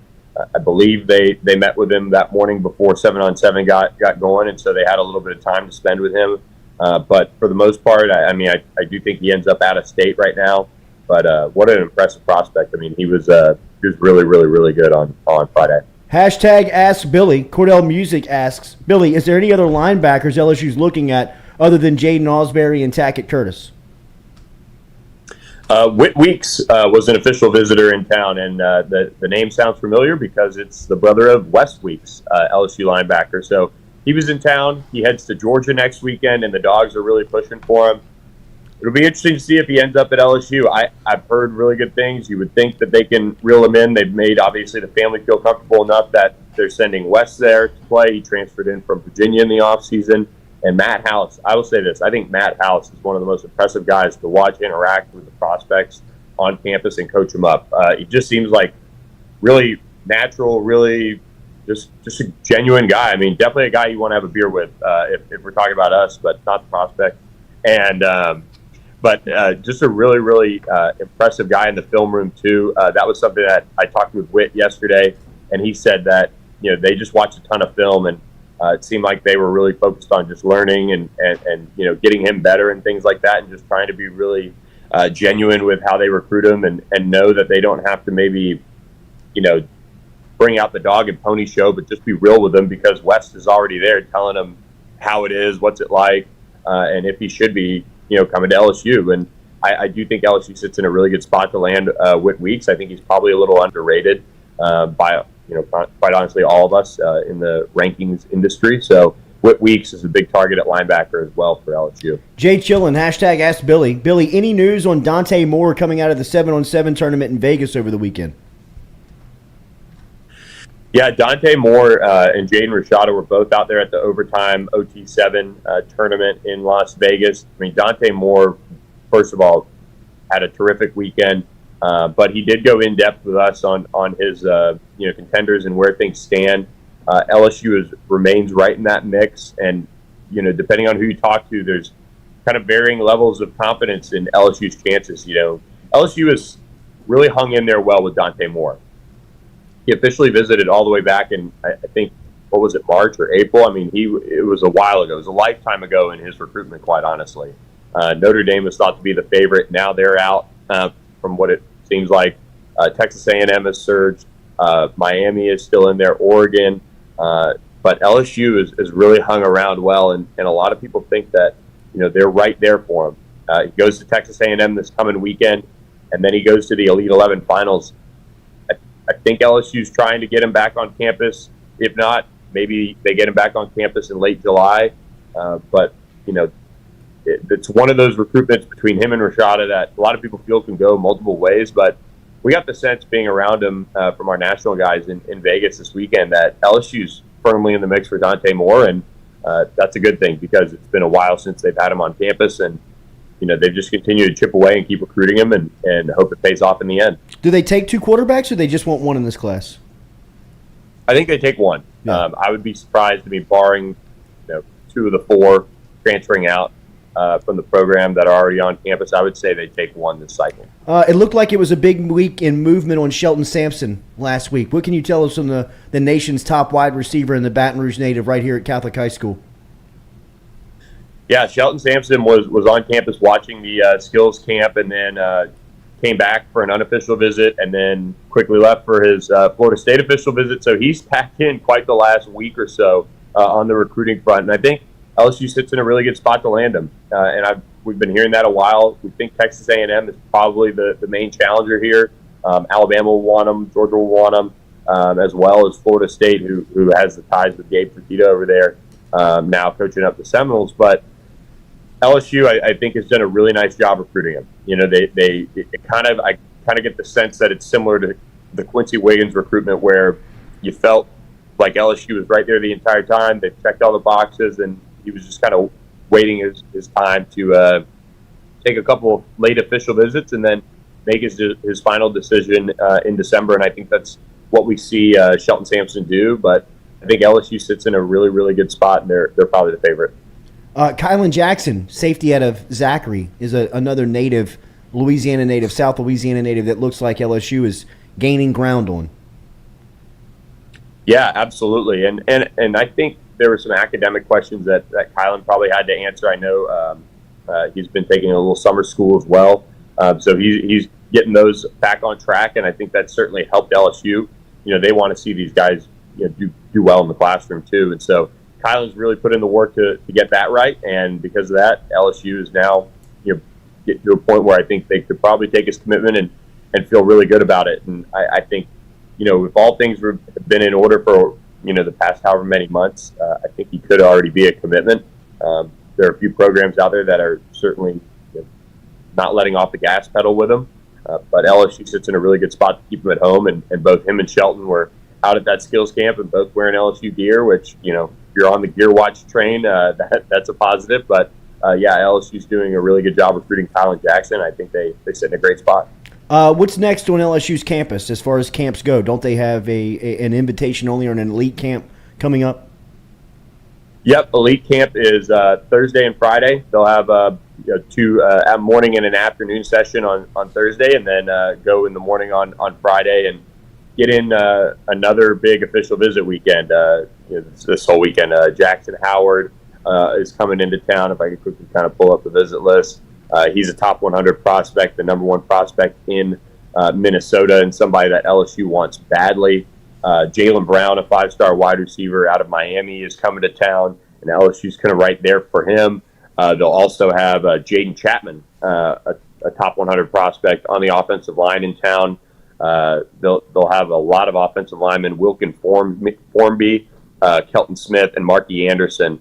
So an offensive heavy weekend for the most part coming up for LSU with a lot of impressive prospects that they hit campus. Not only for elite camp, we expect a lot of elite Louisiana prospects to hit campus, but also a big weekend for official visits as well. The number one player on the board in 2024 is IMG Academy defensive back Desmond Ricks. He looks like he is in love with LSU. You had a one-on-one with him here pretty recent about his time unofficially in Baton Rouge. Where do things stand with him, and how do you think this thing shakes out? I think early on, this is probably an LSU-Alabama battle. Both schools have had him on campus. For LSU, it's a huge position of need. And Alabama, the last couple of years especially has recruited that position, how they have for a while. But LSU hasn't gotten the Derek Stingley, the Eli Ricks, the last couple of years in a way. So they need this guy badly to come step in right away, solidify the corner spot, and go be a first-round draft pick, be a top 10 pick. He's the number one overall player in the country on the On3 consensus. He's top 2 on every single rankings service. So that just speaks to the overall prospect he is, because it's really hard to do to get the rankings industry to agree that much on one player. And for Desmond Ricks, he's certainly that. And just getting a chance to see him in person at the skill. Well, he was on campus with the offensive line camp, but getting a chance to see him in person, physically looks ready to go right now. I mean, if I was him, I would reclassify and just start my college football, but it doesn't seem like he's going to do that just yet. This is Eli's younger brother, correct? No. Oh, he's not? No relation. No, he is from Virginia. Wow. Billy, thank you as always for the information and the time, man. Keep it up. We'll touch base soon. Anytime, guys. Thanks for having me. All right, there he is, Billy Embody, checking in from On3 Recruiting this morning. On3.com is where you can follow recruiting as far as it's concerned. And remember that conversation brought to you our friends over at Barker Brothers Plumbing and Works, number 1 and number 2 business, specializing in all works of plumbing. That is industrial, commercial, residential. They can help you out today. No website, no social media, so you got to dial the number 225-776-2431, 776-2431. Mention the Jordy Culotta Show and save yourself 15% over there at Barker Brothers Plumbing and Works. As we said, no social media, no website. They can help you out today. Here in Baton Rouge, they got 2 trucks working. East Baton Rouge Parish, they originate over in Plaquemine, so stop and call them today, 225-776-2431. We will wrap it up here in the Jordy Culotta Show when we return right after this. Driven and powered by Go Chevrolet.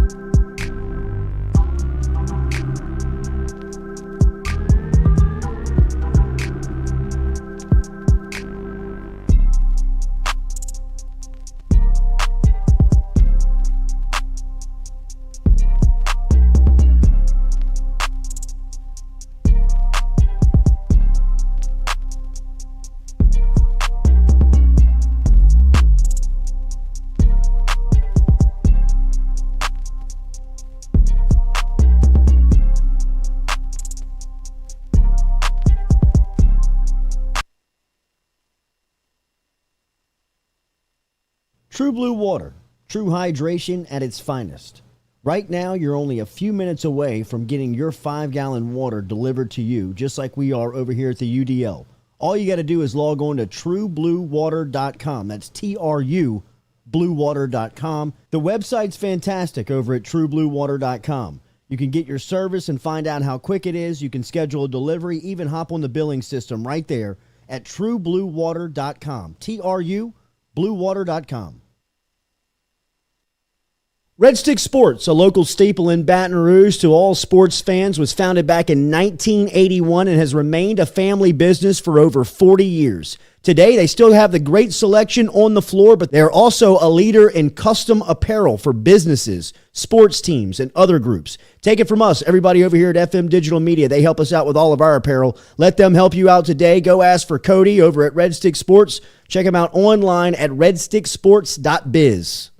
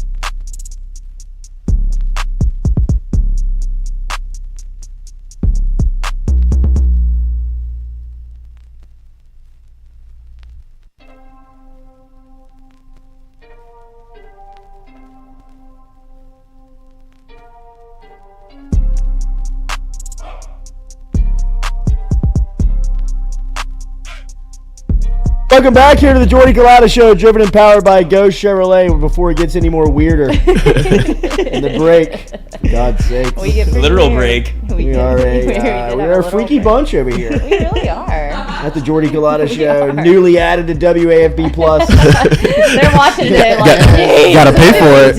That's right. The freaks spread their wings this morning. The girls. Who knew a freak could fly? Let your freak flag fly. No, they are going to have to do a lot of censoring, but they knew that going in. They're actually going to take like highlights of the show, like today's Billy Embody interview, today's Jamar Cain interview. Yeah, Jamar Cain. Probably not our take on Britney Spears wearing the diamond-studded thong. Is that over the what? Is that weekend. crazy? That was just her What's outfit. going Her, on, her bro? first diamond thong. It had to hurt. Her first Right? one. What, is this like a rite of passage? It's like a thing, like a pearl So thong. that's a thing? You No, I've heard of seen the pearl those. thongs? No. Yeah, it's like I don't know. I didn't if we know should the talk pearl- about- I didn't- we shouldn't get I didn't know into the that. pearl thong was made out of jewelry, The though. pearl Yeah. thong is a thing. Yes, Yeah, not a but, pearl I mean- So necklace. she's just wearing a t-shirt. Well, she was wearing a coat, looks like risky a business. jacket. And then her shoes are off like half of the wedding. I'm She like, is what the bizarre. hell? And she's Like, pregnant. Y'all, no, she's not. No, she's not. Yeah, she She is. lost the baby. Oh God, no, Brittany. Lloyd. I was like, I didn't know Lloyd, that. No, Lloyd. No, Lloyd. I didn't know. Well, sorry. Did y'all hear that Jason Alexander, the guy that she married for like 48 hours in Vegas, came and like busted in on the wedding? Yes. Oh, How God. awesome Wow. is that? And like, why? Wait, like, wait. where Speak did he now or come forever from? hold your peace. Golly, It was speaking, like- I want that woman. speaking of a name I thought I'd never hear again. Isn't that weird? When's the last time I heard Jason Alexander? Like Well, 2001? like Seinfeld, I guess. Yeah, that's who I was. It's not that That's Jason who you think Alexander. of. So he No, it- showed up to the wedding trying to break his way in and got Yes. mugged by security? Isn't that so bizarre? It is. Like, I thought that was just like a friend, like from high school. Oh, he or looks like it something. though. He looks like he would do this. Yeah, Smells he like does. beer. He does. Straight out of Tangipahoa? Yes, Totally, absolutely. right? Absolutely. Got my truck nuts. Tangipahoa's finest. So Truck weird. cuts. God. Wow. This guy still plays softball. And she and Madonna. Sounds like reacted to Franklin. Kevin, Stats. and that was- Oh yeah. Yeah, absolutely. I had a 300 last weekend in the red, rock, and blue. Yeah. Looking for a little bounce back here for the Kentwood crawfish. He wears pants. Spelled with a K. Yes, absolutely. No doubt about it. Kitwood crawfish with a K. No Just one family short. members were there though, and her kids weren't there either. Wow. So no- Jaden no wasn't mom, there? dad, no, nobody Wow. was there. Nobody was. I don't know what that was all about, but yeah, no one was there. So but when did- Madonna was there. So when did the diamond-studded thong come out? It came out during the reception when she started wearing no shoes and no pants. Like Yeah. she shed Wait. everything. Wow. Hold up. No shoes and no pants. She didn't wear a She had wedding on- gown? Yeah, no. She got married in a wedding gown. Uh-huh. Totally 90s wedding gown, by the way. The choker. It had like a white Oh, choker. yes. and Dude, a she's just in a glove. time so machine. Yeah, she's in the stuck. 90s. She is stuck. So stuck in the 90s. Awesome. I'm kind of jealous of her. So then for the reception, she changed a few times, but everything was like a shirt with no pants. And then she did the diamond thong and danced it so people could see the diamond thong. Her first. I don't understand her first diamond thong. I think I'm gonna throw Is she up. gonna go through a couple of them? But she's saying this is the first time I've ever worn a diamond thong. Okay. That's what she's I, saying. I don't know think if I'm she- gonna throw up. honestly. The caption reads, "Living is giving." Psst. Don't worry, I had my first diamond thong underneath my jacket. Hope I didn't offend anyone. Was the We're caption? way past that. Yeah, Brittany, We're Brittany, way past Brittany, it. Brittany, She should Read the have shaved her room. head. Brittany. It was very What was the strange. other one? Who I was- feel sorry for her now. I do too. I've moved past the point of entertainment and Yeah, I feel sorry Team for her, Brittany and too. Free Brittany and all of this stuff. She's free. I feel, yeah, she is free. I feel sorry now for her husband. She looks like She's 28 also. she's acting Yeah. like she's in high school. Sammy. Like She this is a high school look. 100%. Like but take my 100%. shoes off at the prom. Like run around. Why is Like she Take my always pants off. barefoot? Yeah. God. because she's from the. So trashy. She She's is, always dude, got she grocery is. store feet. Ugh. Just constant grocery store feet. I She don't just, get it. she just never left spring break. What is grocery store feet? Like when people go in the grocery store with no shoes on and the bottom of their feet are so dirty, like Ugh. black. You never Wow. heard of grocery store No. feet? That's like a white I've- person. I've heard of thing, like Tigerland a feet, white though. trash Tigerland thing. feet. Coach, That'd be if similar. I see you in Tigerland with no shoes on, You've got keep AIDS. it. I mean, that's just dangerous. You are on your deathbed. Right? Yeah. That's a I different mean, if level. you've got a Watch your cut, if you step. got a cut on the bottom of your foot, you're gonna die before the week's out. I mean, like if you're not it's gonna make Saturday it to night, Saturday, bro. Saturday night, you got to be in New York by Sunday. Or you are swamp people. Just take Yeah. if Like you can survive it. you are just, you've got some type of, you've got the cure in your body. You know what I mean? If you can make it past that, What else is in your blood? right? Strange. Cut It's him al- open. It's also weird that she got married in her house where she was like been held hostage for so long. Yeah, Like, you know, why do and that? Get out of there. she needs a therapist. Oh, Like, yes. I mean, Who would take Surely that she job has one? one. somebody I would do it. I'll sit and listen Yeah. to Brittany. Me too. I bet how, you mu- would. how much is the retainer? for $3.50 an hour. Absolutely. Yes. Don't I worry need. I about- might need 4. She'll give it to you. Parker's Brother Plumbing is still up. She might need to call Barker Brothers. Yeah, right. Wait, speaking of The Barker Brothers plumbers guy, when they bend over and you see their plumbers crack, they have diamond thongs coming out of them. The plumber's crack you want. BPBW on it. I see you looking. Please tell them to do that. That would Little whale tail. That would be amazing. Speaking of celebrities, I told you I saw Catherine Zeta-Jones on Friday. wow. Beneath the lasers. She's still a dime? She is. When we landed, the airport on Friday had 2 half-staff Mexican flags flying, and the sign on the front of the airport said Aeropuerto. And I was like, where are what we? happened? Yeah, like, did I fall we took a asleep? left somewhere. I'm not going to be able to get through customs with my bag, so where the hell are we? I was like, what? Somebody better speak up, or I'm handing it to you, new chick. That thing goes so through customs. weird. Like, who's this? I don't know. Yeah. See that girl in the back? She put it on, didn't tell anybody. It smells like marijuana. Is that marijuana? That's exactly what it was. Weird. They were I've filming heard of it. I've National never seen Treasure. Is it green? Oh, it is. So she was filming a movie at the airport, or she National was Treasure. jumping on her flight to No, leave? they were filming it. At the They were airport. filming At National the airporto. Treasure. Like- So they made it look like the airport was in Mexico. Like Nicolas Cage, National Treasure? Yes, because they're filming that here. They're filming the movie here. So Tax they, credits. They had everything. I mean, it was kind of stormy when we landed, so it was windy, gross. and she had on like a blonde wig, like really short. Did you know it was her? Or did somebody have to point her out? Somebody did, because we needed to use the bathroom, and they were like, "No, you can't use the bathroom. Like, it's only crew in there." And we were like, "We will use the bathroom. We have to use the bathroom." CZJ, you mind if we bust in here? Yeah. So we walk in, and they're like, "Cut!" And they like all stand there. It was so awkward, and waited for A 3 couple of of us extras. to go use Yeah. the bathroom, and then come back out, and then like lock us back out. Katie started her movie career this all Doubt weekend. about it. It was. What's the name of the movie? Well, it was National Treasure. Like with Nicolas Cage, Yeah. right? Steal the Yeah, the Declaration next of National Independence. Treasure. Was he there? He was there, but I didn't see him. God. I know. Wow. What He that- has a really weird movie out right It's now, called like it's about him- himself. Yeah, it's him playing Nicolas Cage. Yeah, what is that? Have you Kind seen that? of. I started it, and I'm all in on it, though. Oh, really? I couldn't get into it. All in. It was too weird for Really? me. Like he's playing himself, and then he's like He's a weird guy. doubling himself, and then he's with other actors. It's just strange. It's just some Hollywood Strange shit, guy. honestly. I like him. I want to take his face off. I forgot about that. Totally You wanna do forgot what? about face off. I'd like to take his face off. Okay. What? Wait, who was that? John Travolta? John Was that the Travolta. other guy? They've got like nickel-plated pistols they're running around. That was weird. That was a weird. It was a crazy movie, That was a man. crazy He It was a needs to crazy have. movie. He and Brittany need to get together and have a child. For sure. Oh my God. That would be Wow. awesome. This would be Yes. a very strange. Was it Nicolas kid. Cage that bought the house in New Orleans sight unseen? Yeah. Yeah. I think he couldn't spent like afford $20 it. million on a Yeah, house and and he he'd couldn't never seen afford it. it. Yeah, he Yeah, couldn't I'd never afford it. seen it. You know what he says? I'll just make another movie. Yeah. Yeah. That's how he lives paycheck to paycheck. Did he sell that house to Like Brad him. Pitt? I don't know. In New Orleans? Yeah. Didn't it Well, have they like have a? their own house, right? He and Angelina? But I thought that he Oh, then bought he bought Cage's his and then too? sold. Like I think they've all Who sold out. knows? Gee. I didn't know like Beyonce and Jay-Z have like this house like ducked off uptown. Remember they had Yes. that fire Yes. in the house? I didn't know Isn't that that either. crazy? It's nuts. Wow. I know. It's nuts. Wow.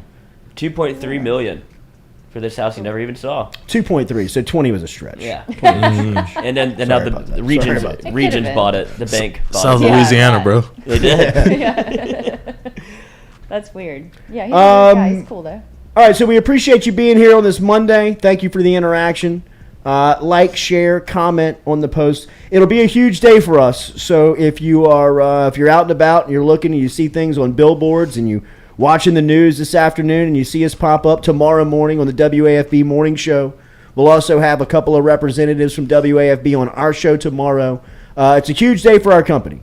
FM Digital Media and our crew over here, our shows have signed on to stream alongside WAFB on their platforms.